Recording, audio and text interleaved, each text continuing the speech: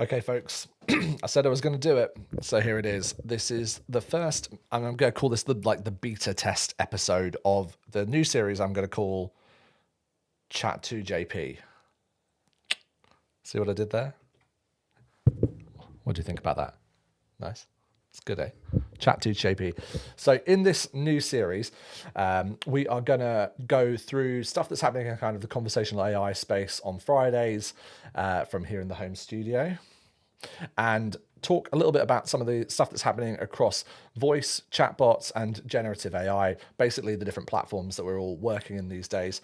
I'm going to try and cover a kind of broad set of different news topics, stuff that's happening on platforms that you should be interested and excited about, maybe trying out some new tools and demoing stuff and commenting on some of the news that's happening in the space. So if you would like to be a part of Chat2JP, yeah, I did it again. If you would like to be a part of Chat2JP, then you can also leave your comments and reactions below this video, and I will try and do this live and like talk to you about it in a kind of talk show-esque format, because it is a chat show. But I will also answer them afterwards in the comments as well, particularly if you're watching this back on, say, like LinkedIn or one of those places that you probably aren't available right now as you're watching. So if you are live, whoever you are watching, please leave your comments below, and we're going to try and do this chat show-esque. Does that work? Does that seem okay? Do you feel it? Do you feel excited about that? Is that something that you're up for? I hope so. Okay, so let's get into it. A couple of different things that we're going to cover off in this episode.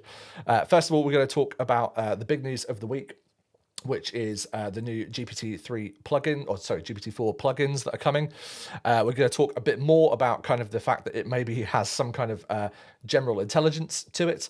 And we're also going to try out a new tool called Tome, which is a generative AI tool that can help you create documents and presentations really quickly, and maybe whatever else you guys want to talk about. So if you've got questions, comments, things you want my opinion on in this general AI space, drop it in the comments below wherever you're watching, on YouTube, Twitter, or on LinkedIn, and I will try and do my best to answer some of these things. So if you're just tuning in, welcome to Chat2JP. This is the beta episode. We're going to see how this goes, and we're going to try and do this over the next few weeks. So if you've got thoughts, drop it in the chat below. Okay, with that said, without further ado, let's get on to the big stories of the week. And the first of those, maybe I'm going to put myself over here, that looks better, is the launch of ChatGPT plugins. I mean, this has been something that I think we've been all excited about the potential of, and just none of us were expecting to see it quite so soon.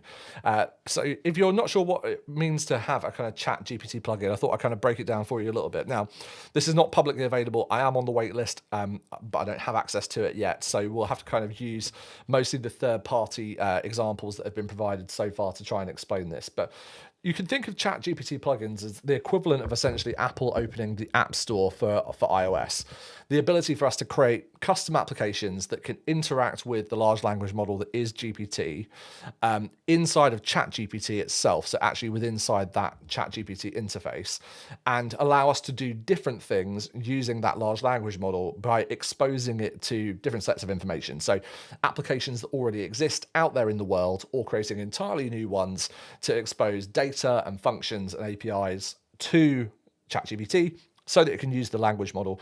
And because it's a large language model, it has understanding of what some of these things are. It can pull in and insert data from these plugins, but it can also manipulate the APIs and the functions that are on the other side of the application and actually do something with it. So you can actually get results, not just text, but actually have it do stuff for you. And I'll show you a couple of examples in this. So let's have a little bit of a look at some of these plugin information. So by the way, if you want to go check this out for yourself, I'm just referring here to the OpenAI blog post about the topic earlier in the week. So as we know, lots of developers have been trying to kind of build on top of GPT-4. It's something we're doing at Vixen. It's something that a lot of other folks in the AI space are doing to build different experiences using this large language model, creating essentially logic engines, passing it through to data, connecting it to APIs and applications. What this is doing with the launch of these plugins is the ability to essentially bring that whole app experience back into ChatGPT itself. And obviously, these are plugins that have been authorized by OpenAI, by reputable brands, so that you can instruct the language model to do different things. And it's best expressed through a couple of these examples. Now, there's a bunch of them that are already available from brands that I'm sure many of us will know and recognize. You've got Expedia and Kayak, great examples of travel brands. So being able to do things like planning trips, getting flight information and rentals. And if you haven't used ChatGPT very much, or you haven't been kind of following this, one thing to note is that these language models, they're currently only trained on data early 2021. After that point, it's kind of cut off. So it doesn't naturally have access to real-time data and information. But by creating a plugin like this, we're beginning to expose subsets of the live internet to GPT so that it can do something with it. So in the example of, say, Kayak and being able to create a flight schedule for you or get information about a stay or a rental, we can go and do simple things like ask to plan a trip, or maybe with OpenTable, go and book a restaurant recommendation, or using Shop, being able to shop across, all of the different places that have Shopify, kind of integration to shop for different brands. And you can see a bunch of examples that have been built out in the case study that they have here. So as examples in this video, let's blow this up live. You can see there's a bunch of different examples that they're showing. The plugins, once they're built, exist inside of the GPT Plus interface. And basically, once they're turned on, you're giving access to your query that you're giving to GPT to go and pull information from the different plugins that have been enabled. In this example, you can see here, using OpenTable, it's going to go grab a bunch of information of what's available in terms of different restaurants, but it's also pulling Wolfram Alpha data to break things down into like what the calorie input and output is of a certain meal.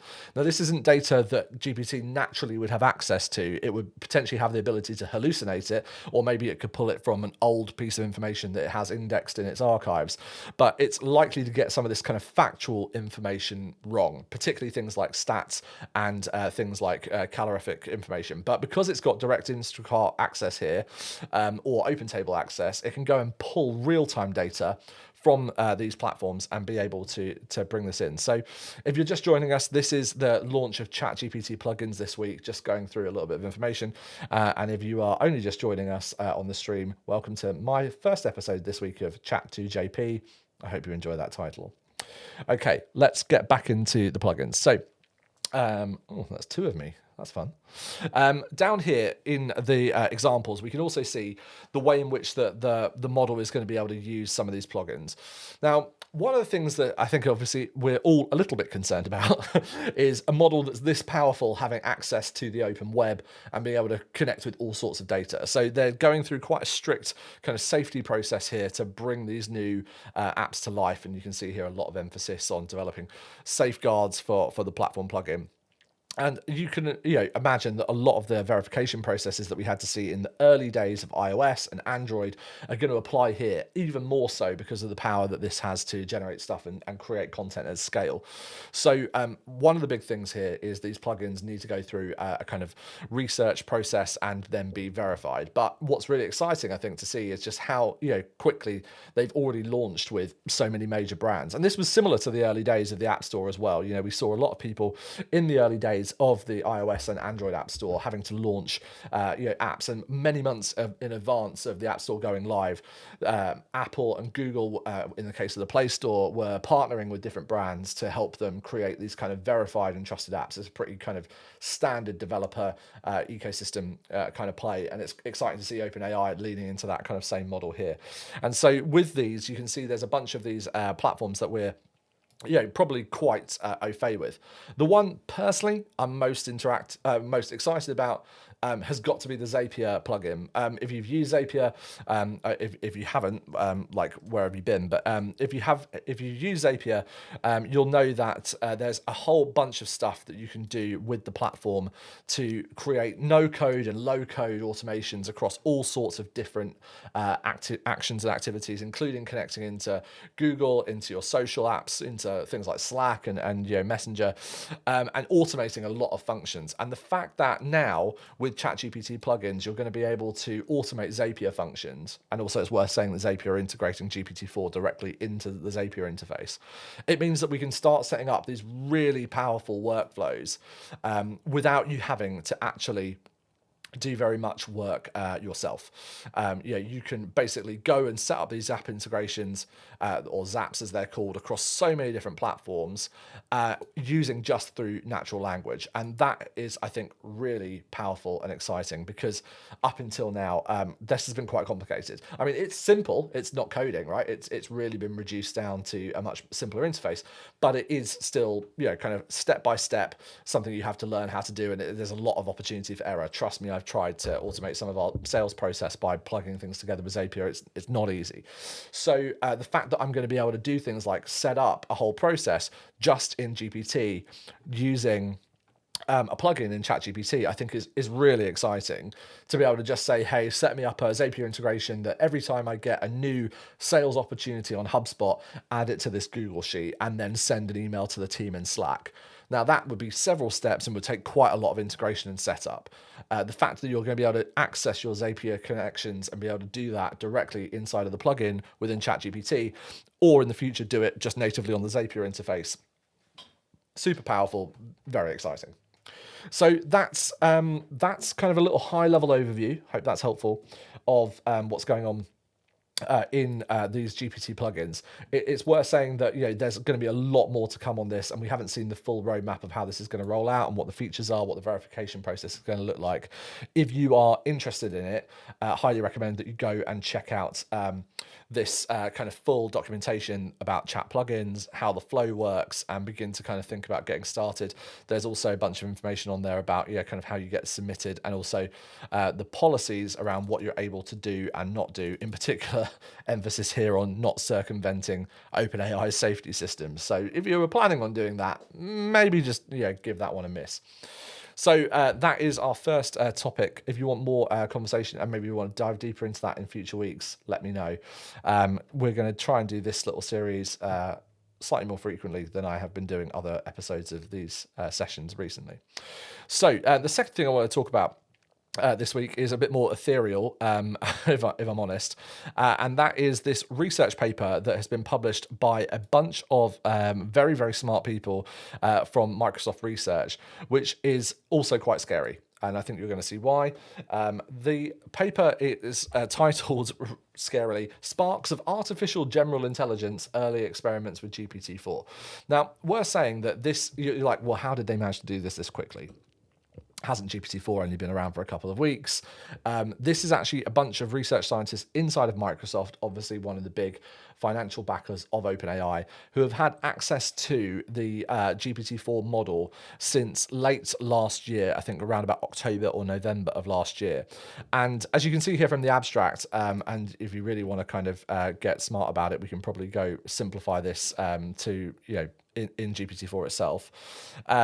But basically what they are saying is, in this very simple abstract, that there are elements of what we see inside of GPT-4 when, kind of looking at the different capabilities of it, that it is beginning to perform strikingly close to human level performance over, and often vastly surpasses prior models such as ChatGPT.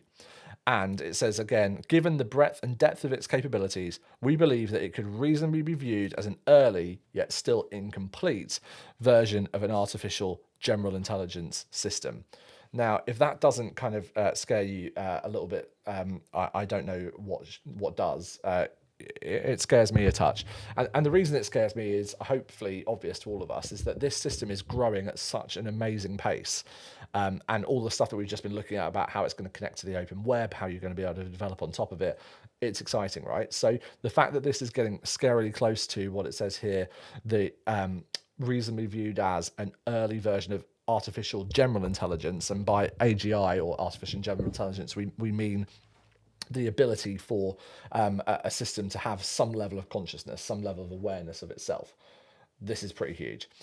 So we've got a couple of big things happening in the GPT space. It's exciting, and I think we've got to keep watching it. We're going to kind of dig into this more.